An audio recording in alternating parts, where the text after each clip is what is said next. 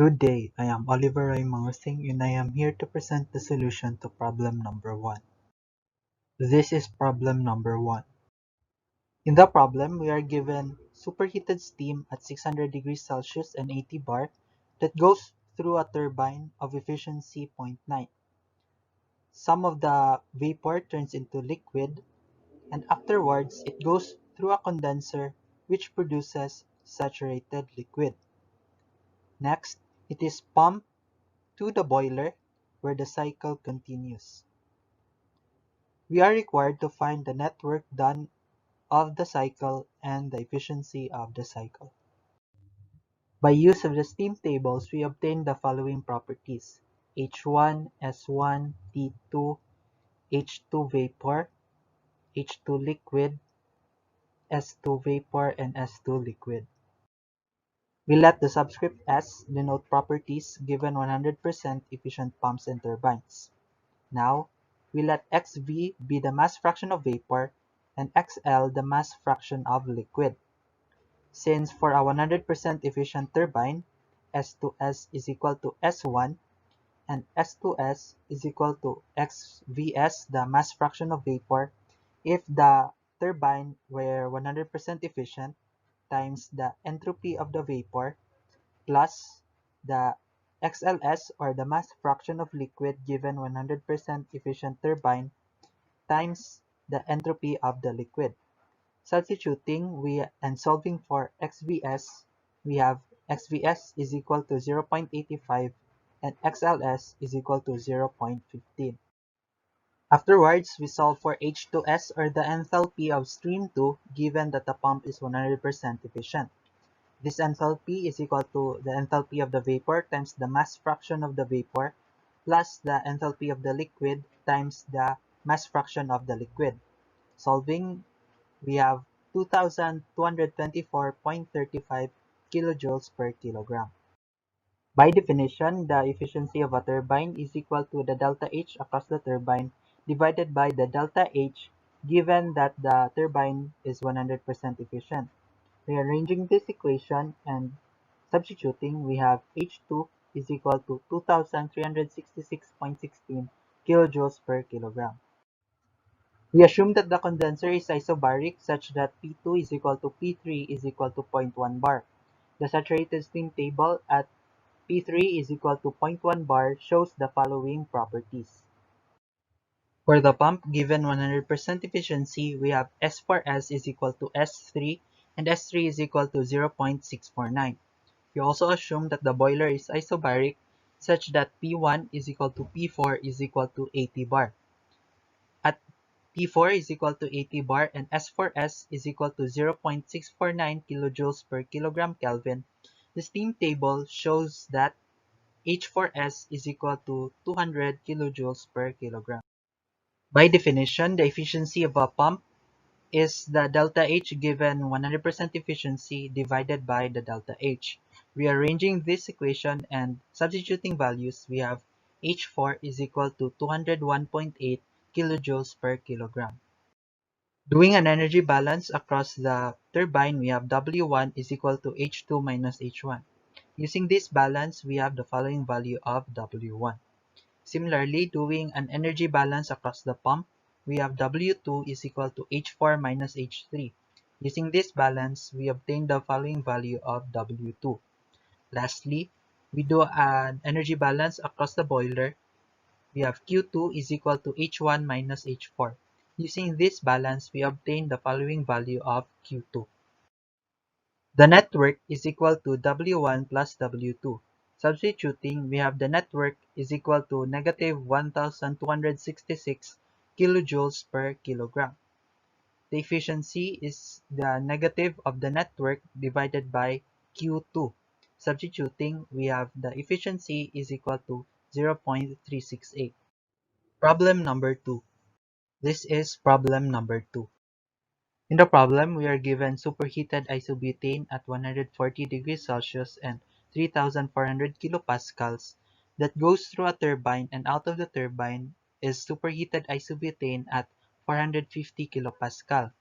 This superheated isobutane is condensed to a saturated liquid and is pumped to the boiler from where the cycle continues. We are also given that the mass flow rate of the isobutane is 75 kilograms per second. We are required to find the net work done by the cycle and the efficiency of the cycle. For isobutane gas, we have the following constants. Now, we let the subscript S denote properties given 100% efficient pumps and turbines. Using this, we have 0 is equal to S2S minus S1. Substituting the formula and T1 using Excel UDFs and the goal-seek function in Excel, we can solve the previous equation for T2S, which is equal to 359.3 Kelvin. The efficiency of a turbine is equal to the delta H divided by delta HS. Rearranging this, we have the delta H from 1 to 2 is equal to the efficiency of a turbine times the delta HS. Substituting the formula and substituting the temperatures, we have by UDF, delta H from 1 to 2 is equal to negative 5,193.3 joules per mole. This value is also equal to W1. We have already computed for delta H1, 2, and we are already given T1. So using UDFs and goal-seek on Excel, we have T2 is equal to 370 Kelvin. The condenser is isobaric such that P2 is equal to P3. From the tables, we have the following Anton constants for isobutane. Rearranging the Anton equation and substituting the constants, we have T3 is equal to 307 Kelvin. The delta H from 2 to 3 is equal to the delta H as it goes from the superheated state to the saturated vapor state minus the delta H of vaporization. The delta H from the superheated state to the saturated vapor state can be computed by UDF such that delta H is equal to negative 6,935 joules per mole. We must now solve for the heat of vaporization. To solve this, we must first solve the normal heat of vaporization using the Rydal equation. The normal heat of vaporization is 21,000 joules per mole. Using the normal heat of vaporization and the Watson equation, we can solve for the heat of vaporization at 307 Kelvin to be 18,000 joules per mole. We can now solve for the delta H from 2 to 3, which is equal to negative 25,000 joules per mole. This value is also equal to Q1. Stream 3 is a saturated liquid.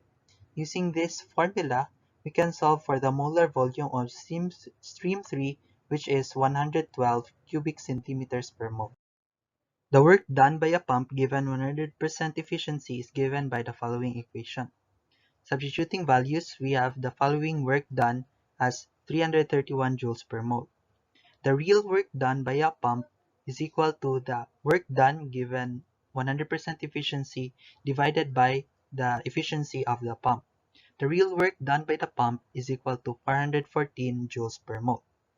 The net work done is equal to W1 plus W2, which turns out to be negative 4,700 joules per mole. We can solve for the molar flow rate of the isobutane given the mass flow rate. Multiplying this to the net work done, we get the rate of net work done, which is equal to negative 6,000 kilowatts. The efficiency of the cycle is equal to the negative of the network divided by the negative of the network minus Q1. Substituting values, we have the efficiency is equal to 0.16. Question number 3. A gas turbine unit receives air at 1 bar and 300 Kelvin and compresses it adiabatically to 6.2 bar. The compressor efficiency is 88%. The fuel has a heating value of 44186 kilojoules per kilogram and the fuel-air ratio is 0.017 kilojoules per kilogram of air. The turbine internal efficiency is 90%. Calculate the work of turbine and compressor per kilogram of air compressed and thermal efficiency. For products of combustion, use heat capacity is equal to 1.147 kilojoules per kilogram Kelvin and gamma is equal to 1.333. So we have here a diagram for the problem. So you can see here the input of air and the output of combustion gases. So Let's just be familiar with the points of the diagram here. So at the entrance, we have point A, and then after the compressor, we have point B, and then after the combustion chamber, where the fuel is fed, we have here the point C, and then lastly, at the exit is the point D. If we make a temperature versus entropy graph, we can better understand what is happening in the entire cycle. So from we can see here that from points A to B, that would be ideally isentropic, as well as from point C to D, but because of some irreversibilities in the compressor and as well as the turbine, hence lesser efficiency, we can see here that the actual temperature of point B is greater than that of the ideal temperature, and it is also the same as in point D. So from points B to C, that is the combustion, and from points D to A, that is the release of heat. So to solve for the work of the compressor and as well as the turbine, first we must find the individual temperatures at each point in the cycle. So to find for Tb, or the adiabatic temperature at point B, we use equation 3.30b to get 505.26 Kelvin. And if you noticed here that the gamma I used is not from the given, that is because the given is only for the combustion products. But luckily for us, we have the gamma for air given in um, number 4 of the problem set, so I've used that value. And then to calculate for the actual temperature, I've used equation 7.17 found in our reference book, and to get 533.25 Kelvin. So as you can see here in the graph, the actual temperature of point B is actually greater than that of the adiabatic temperature. So moving on to letter C. So from points B to C, as what I've said earlier, that is the combustion process. So to find temperature C, we just make use of the um, formula for heat supplied. So as you can see here, we made some manipulations and then to ultimately get 1268.18 Kelvin. After getting the temperature at point C, we move on to point D. So just like point B, the actual temperature is greater than that of the adiabatic temperature.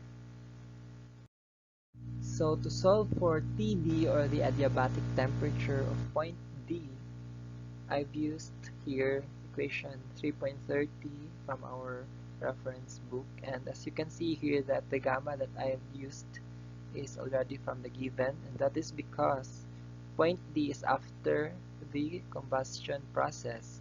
So it's safe to use the given gamma because what we are calculating here is the expansion of the um, combustion products. So if we input all of the values here, we get 803.95 Kelvin. And then to find the actual temperature of point D, I've used equation 7.16, or the efficiency of a turbine, to get this equation here after canceling the heat capacity. So if we input all of the values here, we get 850.37 Kelvin, and it is much higher than that of the adiabatic temperature. So finally, we have all of the temperatures that we need to calculate for the work of the compression, or the compressor, and the turbine, or the expansion. To calculate for the work of the compressor or the compression process, I've simply used Cp delta T, but noting here that um, the temperature at point B that I've used is the actual temperature, and the heat capacity is not from the given because um, the compression process here only involves air. There are no fuel or any combustion process, no combustion products involved. So um, I've used the heat capacity given in number 4 of the problem set. So if we substitute all of the values, we get these 234.42 kilojoules per kilogram. It's basically the same for the turbine or the expansion process, but I've used the heat capacity of the combustion products, and we get a negative work. So if we use W net is equal to the absolute value of the work of the turbine minus the work of the compressor, we get 244.81 kilojoules per kilogram as the net work. So in order to calculate for the thermal efficiency, um, we need to solve the heat supplied per kilogram of air first. So we just simply multiply the heat value of the fuel by the fuel-air ratio to get 751.162 kilojoules per kilogram.